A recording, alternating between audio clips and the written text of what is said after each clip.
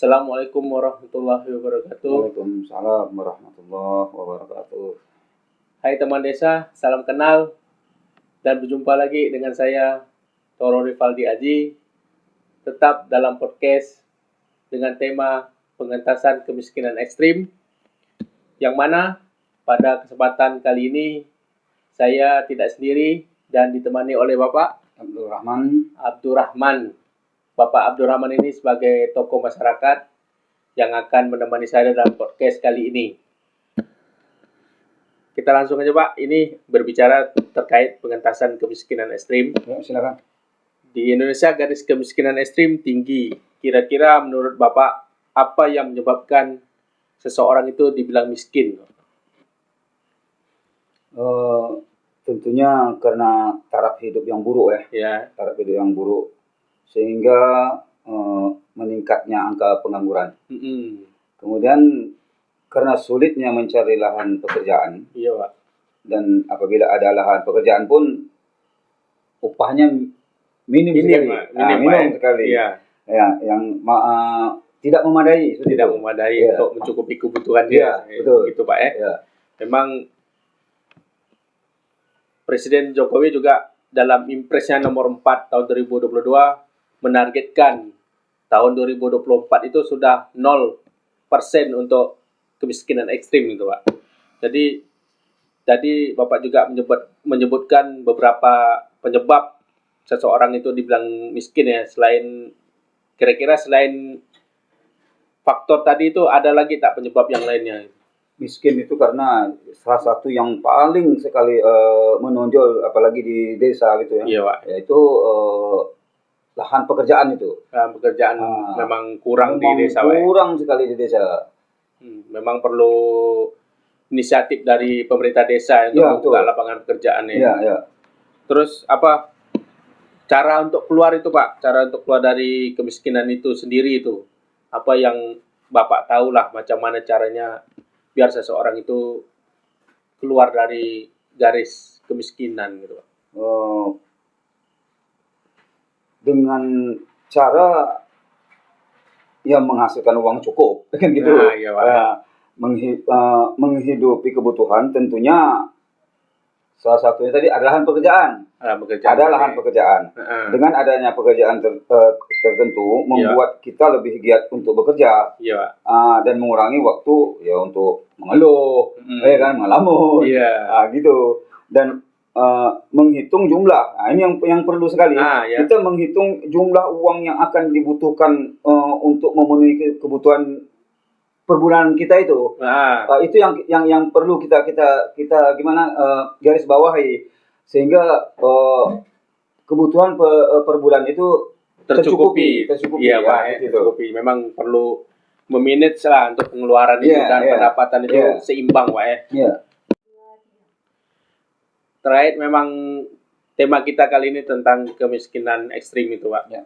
Jadi memang Kemendes punya cara untuk menindaklanjuti lah impres yang dikeluarkan Presiden ini terkait pengentasan kemiskinan itu, salah satunya tentang BLT, bantuan langsung tunai Pak.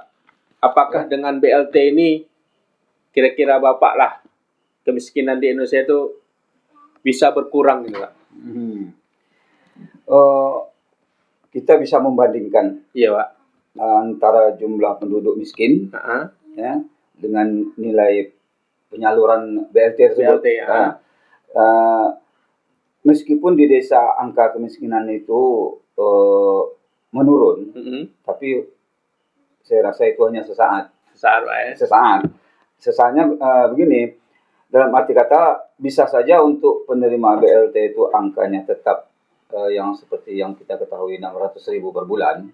300.000 ya. Tapi penerimanya bisa saja berkurang nantinya. Begitu. Dengan yang jelas sesuai dengan kategori yang ditetapkan.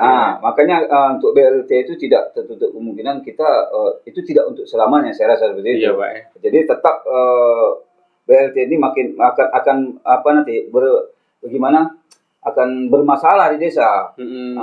Apalagi masyarakat kita kan pengennya seterusnya kan. Seterusnya gitu. Tapi tidak mungkin pemerintah bisa menyalurkan seterusnya. Ya, betul. Apalagi dengan dapat pendapatan 300 Per bulan. per bulannya, ditambah lagi dengan naiknya harga barang, itu memang tidak bisa mencukupi. Iya, betul, Pak. Memang tidak signifikan lah penurunannya memang. Memang perlu ide-ide yang lain, Pak, untuk itu. Salah satunya untuk ide atau usulan apa yang Bapak bisa masukkan ke pemerintah pusat lah, khususnya pemerintah desa terkait pengentasan kemiskinan ekstrim ini, Pak. Kalau menurut saya, memang tidak semua orang dapat sejahtera dalam hidup ini kan. Iya, betul. Tidak semua. Dengan banyaknya masalah demi masalah yang terjadi, salah satunya seperti keterbatasan modal, gitu kan. Sehingga untuk membuat suatu usaha itu sering kandas, terbentur oleh modal itu tersebut. Jadi kalau seandainya pemerintah bisa dalam arti kata mengucilkan dana untuk modal usaha, mungkin garis kemiskinan di desa akan bisa tidak ada. Kalau bisa memang terhapus itu mungkin tidak mungkin ya kan. Tapi setidak-tidaknya mengurangi angka kemiskinan itu. Jadi memang itulah, memang perlunya inisiatif dari pemerintah pusat maupun pemerintah desa untuk terkait support untuk modal usaha atau modal kerja itu, Pak. Ya, itulah hasil podcast kali ini terkait tentang bagaimana cara pengentasan kemiskinan ekstrim di desa. Saya akhiri dengan ucapan Assalamualaikum warahmatullahi wabarakatuh.